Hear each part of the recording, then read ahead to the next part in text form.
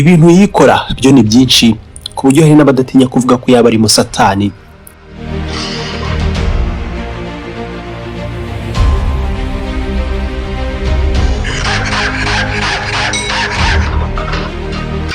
Gukanura amaso, gusiganwa n'ingwe, gusimbuka imodoka.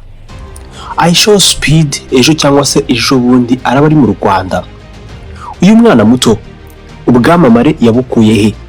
Ese koko yaba yaragurishije ubugingo bwe satani ngo abashe kugera aha hose? Darren Watkins Jr. IshowSpeed ni muntu ki? Amabanga y'umwijima amuvugwaho na yahe? Reka tuyave imuzi tuyagere imuzingo. N'abasuje nitwa Samuel Mugisha, mbahaye ikaze kuri YouTube channel yanyu Télé Montagne Rwanda. Mukomeze mukore subscribe kuri channel yanyu, nibwo muzajya mubona ibiganiro rusange tubagezaho hano. Ibiganiro bikwigisha buri munsi, birihutirwa.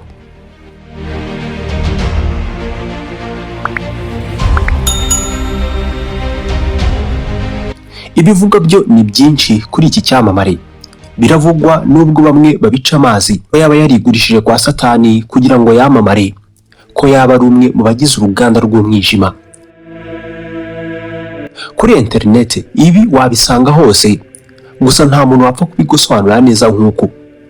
Tugendeye ku makuru ahari, ibi byo wamenya ushatse kugeranya iby'imbaraga z'umwijima IshowSpeed ashinjwa gukoresha ngo agere ku gasongero k'ubwamamare, ndetse nuko wabihuza n'urugendo rwe yita ko yanyuze ngo abashe kugira hano hose. Umwana muto ushobora gukora igikorwa agakurikirwa n'abantu miliyoni 47 zirenga icyarimwe mu masaha ubutagabanuka. Sold his soul. Inkuru yo kugurisha roho ye ikuzimu. Satani mu mwuga wa IshowSpeed. Hari ibintu buri muntu wese atajya apfa kwiyumvisha iyo ageze kuri IshowSpeed. Muri ibyo harimo kuri yamamaye byihuse. Yahindutse umuntu uzwi ku isi hose, ufite amamiliyoni y'abamukurikira, kandi yari umuntu utanazwi na gato, kandi ibyo abikora mu myaka mike cyane. Ni umuntu witwara biteye ubwoba ku buryo akora ibintu utabasha kwitega ku muntu muzima, kumoka nk'imbwa, gusimbuka imodoka igenda. Ibi abantu benshi baheraho bakavuga ko ari ibintu yategetswe na Sekibi, akaba abikora nk'imigenzo kandi abihatirijwe. Gusa hari abifata nko kuba ahubwo ari umuntu ufite uko yitereye. Nyamara IshowSpeed ntabwo ari uko nguko yahoze.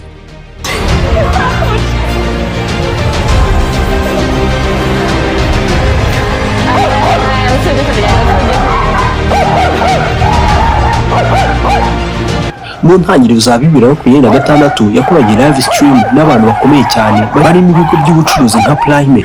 Abantu bakaba bavuga ko IshowSpeed yaba afite amaboko cyangwa se ukuboko kumusunika ngo agere kuri ibi byose.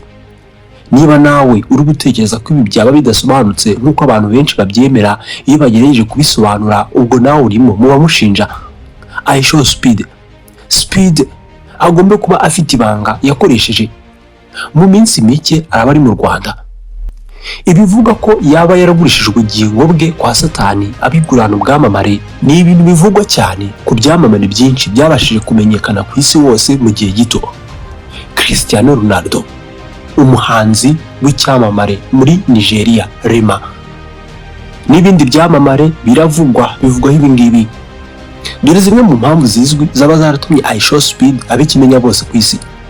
Abavuga benshi batinda ku mbaraga z'umwijima zimushinjwa, gusa ntihabura nanone abamurwanaho, ahubwo bakabihuza n'ibintu akora. Abenshi bahera ku rukundo uyu mwana w'umuhungu yagiriraga umukinnyi mu birangirire Cristiano Ronaldo. Ibintu byatumye abikimenya bose cyane ku isi, cyane cyane mu isi y'imikino. Ngira ngo benshi mu bamuzi mwahereye aha ubwo yahuraga na Ronaldo. Ikindi ariko akunda gukora icyitwa IRL, in real life streaming. Ni ukuvuga atembera ahantu hatandukanye ari live kuri YouTube n'izindi mbuga akoresha, aho akora byinshi mu bintu bidasanzwe, agahura n'abafana. Ibintu bituma ahora imbere mu isi y'imyidagaduro. Ubwamamare bwe kenshi buzamurwa n'udushusho asakaza tw'ibyo akora. Ibikorwa nko kumuka nk'imbwa akabikora bikorera imbere y'inyamaswa z'inkazi nka shark, intare n'izindi. Ibi bituma buri wese amuhanga amaso. Amabanga y'umwijima, amabanga twese twahishwe, ayo nayo twakomozaho.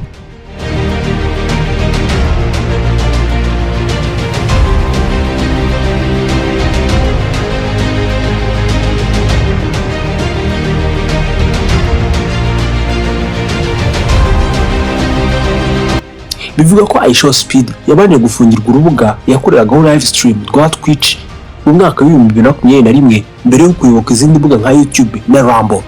Yitwara nk'umuntu utitaye kuri biriya byose twabwiwe, akitwara nkaho nta mategeko agenderaho. Byinshi dutinya arabikora. Ibi byose abikora ngo tumurebe tumwiteho. Muri make, nubwo nta bihamye bifatika yemeza ko yagurishije ubugingo bwe kwa Satani, ubwamamare bwe bisa naho bwavuye mu buryo yikorera ibintu bye. Nyamara baravuga ngo nta nkuru ivugira ku musozi ubusa. Mu Rwanda ubu tuvugana, IshowSpeed ari gukora urugendo ruzenguruka Afurika. Mu minsi mike no mu Rwanda azaba hakorera ibidasanzwe. Azasura u Rwanda nk'igice mu minsi 28 azamara atembera ibihugu 20 bya Afurika yatoranyije. Kubera icyo yahise mu Rwanda, njye nawe ntabwo tubizi. Ntabwo avuga ngo azahagera ryari kubwo kwirinda umuvundo. Gusa tuwa cyangwa se urugendo ruzenguruka Afurika yararutangiye. Ejo bundi yari muri Afurika y'Epfo. Yahakoreye ibintu byinshi nko gusiganwa n'inyamaswa ijya kumera nk'ingwe izwi nka cheetah.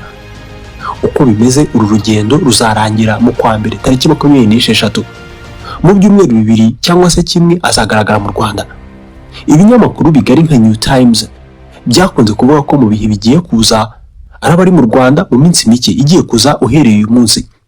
Ibyo kwitega nawe ari mu Rwanda, ashobora kuzasura ingagi mu birunga nk'uko akunda kwitegeza no kureba inyamaswa nk'izi zidasanzwe.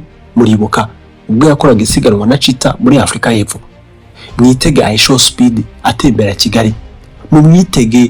Mumwitege kumubona ahura n'abafana, mumwitege ahura cyangwa se agenda asura amasoko ndetse n'ibikorwa bizwi mu Rwanda.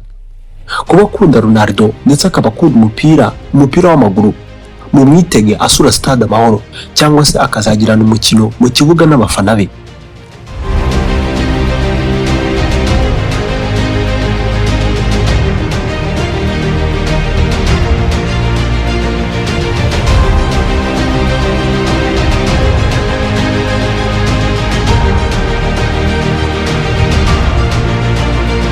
Uko niko wamenya ko yaje. Speed akunda kujya kuri live kuri YouTube iyo akigera ahantu cyangwa se atangiye igikorwa kinini. Kugira umenyere amakuru ku gihe byagusaba gufungura ubutumwa bwa YouTube cyangwa se notification. Amashusho kuri X na TikTok ashobora kuzahita agera hose ku isi akigera ku kibuga cy'indege mu Rwanda. Reka dutegereze. Uratekereza IshowSpeed yaba yaragurishije ubugingo bwe kwa Satani ngo abashe kwamamara? Mbwira muri comment icyo bitekerezaho. Shuti bakunzi bacu, nijimira ko mugumye gukurikira Télé Montagne Rwanda. Ikiganiro nato gisoreje. Iki kiganiro wagikunze, manuka munsi y'ivideo wandika ijambo rigira riti duhereze ibindi. Nanjye ndashyiramo agatege ndusho kubahiriza ibiganiro byinshi byiza. Kujya aho uri cyawe ahagana iburyo hariho ibindi biganiro wareba. Mwibuke mukore subscribe. Birihutirwa.